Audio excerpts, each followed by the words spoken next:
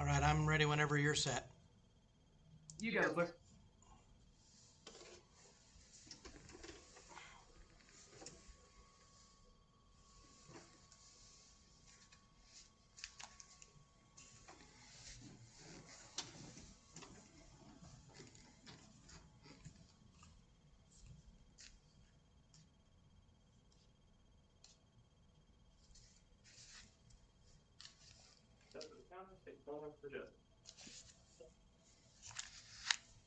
And state your name, please. Jordan Anton Hinton. All right, I want to confirm your address.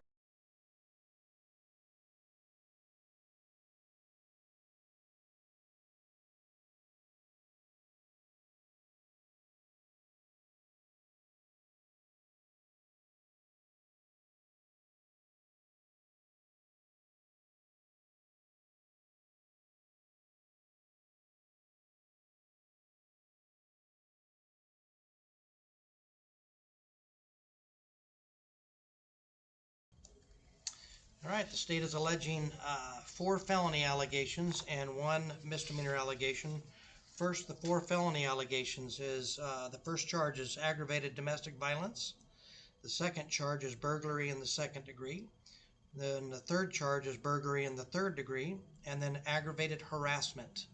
The 1 misdemeanor violation is interfering with judicial proceedings under the domestic violence statute. On those charges, you have the right to remain silent, right to counsel, and right to trial. I have scheduled you for a preliminary hearing regarding the felonies on the 14th of May at 4:00 p.m. The preliminary hearing is to determine if there is probable cause to, excuse me, thanks. If there's probable cause to charge you with those felony allegations. If there is probable cause found, then your case will bind over to the Gila County Superior Court.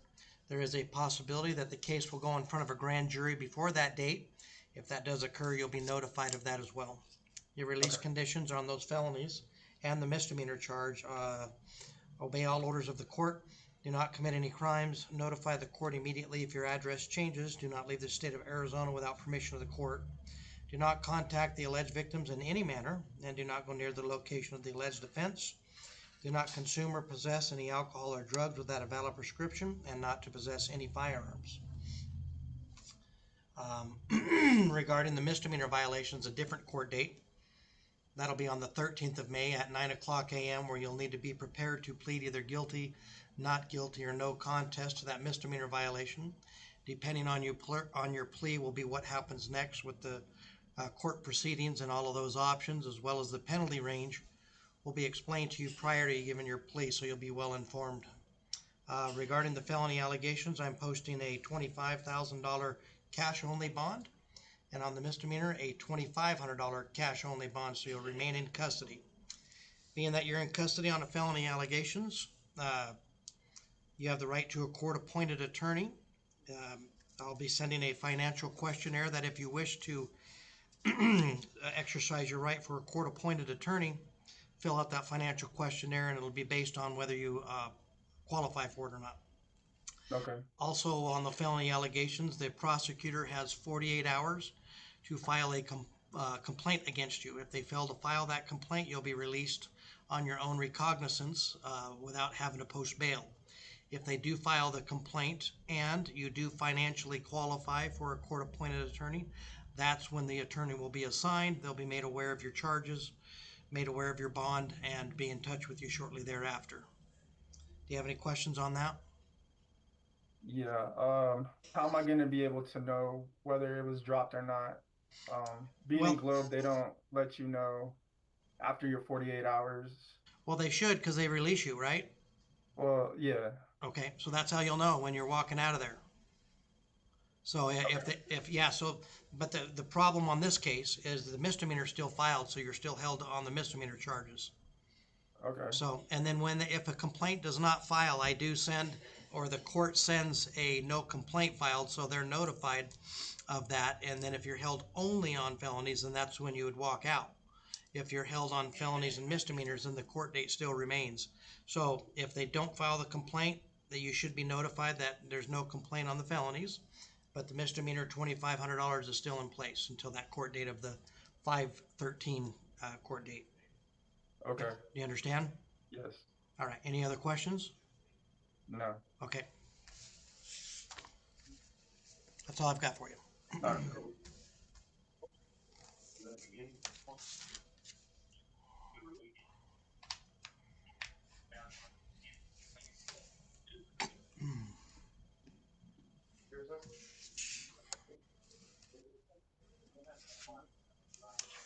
Let's see the black chair. Oh, okay. Go ahead, state your full name for the judge. My name's Frank Finsrud, Finsrud. Thank you, sir.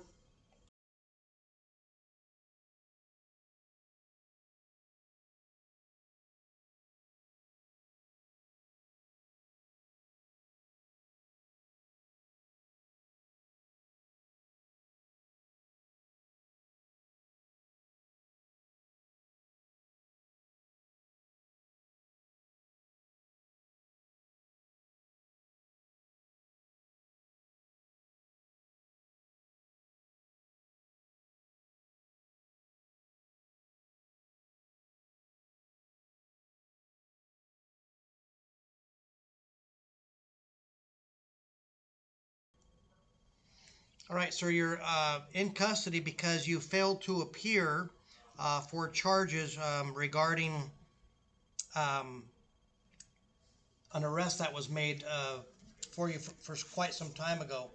So what I would like to... Yes, well, I did call the court and I made an appeal because I was pretty ill at the time. Yes, sir. So we got your motion to continue the court date. So we reset that court date, and then Okay. you still didn't appear.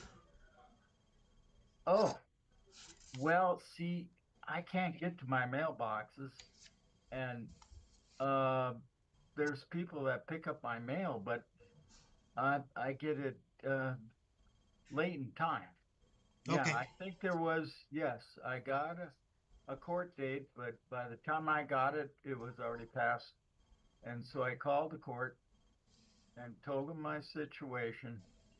And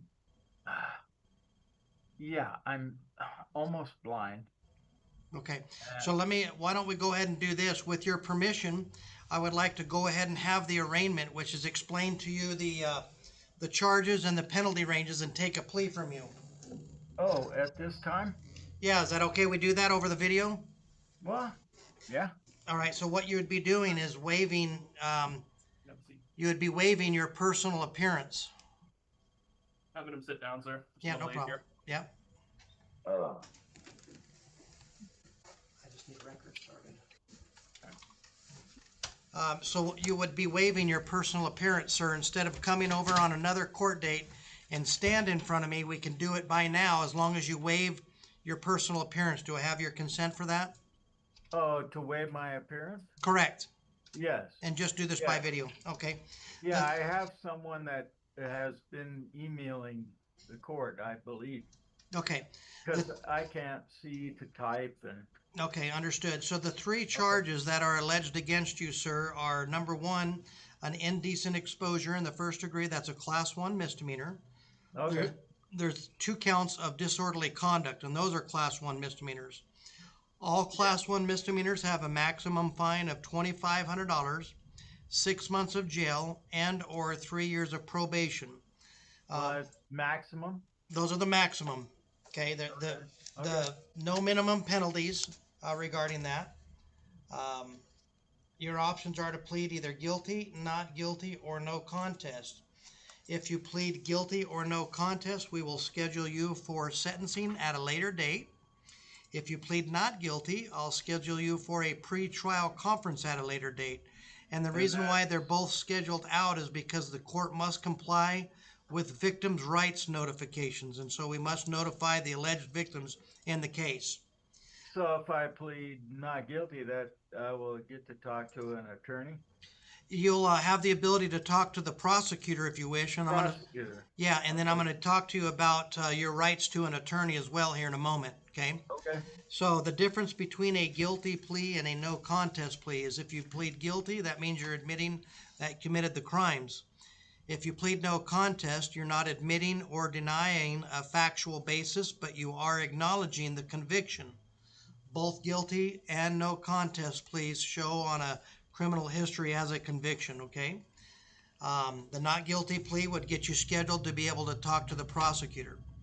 Now, you also have the right to hire an attorney if you wish. Since right now, there is no jail time on this case. If that changes, your rights will change, but there's no notice of jail time on this.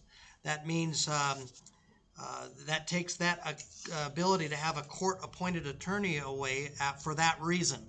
So your choices are, number one, to hire an attorney yourself.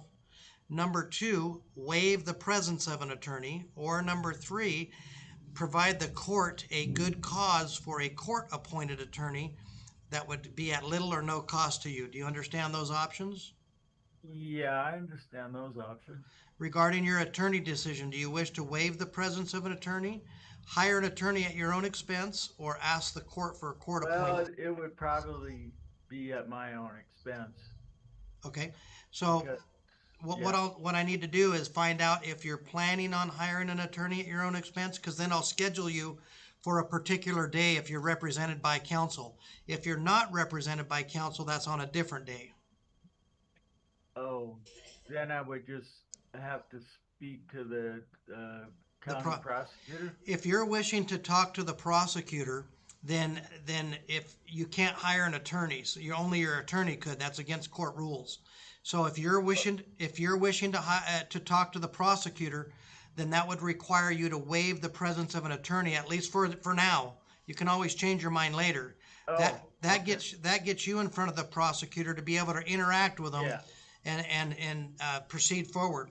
If at any time you want to change your mind and hire an attorney or ask the court for an attorney, you can. You can certainly do that. But what that does is it stops the communication with you and the prosecutor.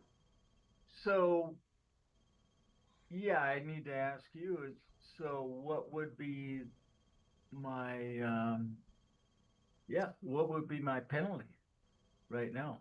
Well, we would have to get sentencing. That's why I'd have to schedule it out. The victims have the right to be heard, but it would be in that range. Oh. It would be in that range that I told you earlier, the class 1 misdemeanor range, remember? No, could you repeat that, please? I certainly can. There's 3 charges, and all of them are class 1 misdemeanors. Each charge could carry a maximum fine of $2,500. Each charge could carry a jail term of 6 months. And each charge could carry a 3-year probation term. Now, right now, there is no jail time being asked, okay? So the prosecutor is required to send notice to the court if they're going to ask for that. And there currently hang on one second. Hang on a second, sir. Let me finish so you understand. Yeah, okay. All right, so if that changes, if we receive a notice of jail time, then your rights will change and you could get appointed an attorney at little or no cost. But as of right now, there's no request for that. So you're looking at a fine and or probation. Okay. But what I got to get the decision on the attorney first. Do you wish to waive? Do you wish to waive the presence of an attorney, hire an attorney, or ask the court for a court-appointed attorney? Well, I don't think I would qualify for a court appointment attorney. You know, I do have a bank account. Okay, well, again, you would have to financially qualify, and then secondly, provide good cause for a court-appointed attorney. One of those good causes would be jail time, but your case doesn't have it, so we'd have to find another good cause. So you can waive the presence or hire one yourself is what you're left with if you don't think you'll want to do a court-appointed attorney. Well, I guess I would like to talk to the county attorney. The prosecutor? All right. So what we can do now, sir, is if this is what you're wishing to do, is waive the presence of an attorney for now, to leave that communication open, and then if you decide after that meeting or even before, then you can change your mind again, okay? Okay. All right. I'll be sending you a form that does 2 things. Number 1, it waives your personal appearance that we talked about earlier, to do this by video, okay? Yes. And then the second thing it's going to do is be an attorney waiver form, at least for now. Oh, yeah, okay. Yeah, Okay. I get. All right, any questions on And, any of that information? when do I have to appear? Well, I'm going to give you that court date. I got to take a plea from you first. So now that we've figured out the attorney side, now Oh, do you since you're wanting to talk to the prosecutor, I'm going to presume you want to plead not guilty, correct? absolutely, All not right, guilty. I'll enter your not guilty plea for you, Okay, and I will send you a court date. It's going to be probably outside of a month. I don't have it right now in front of me, but my Okay. intentions are to release you out of custody, but Okay. you must show for that next court date. You can't not appear. Okay. Well, yeah, I've been trying to make my I've seen it. appearances, I've but seen your it's a effort. hard time for me to get transportation.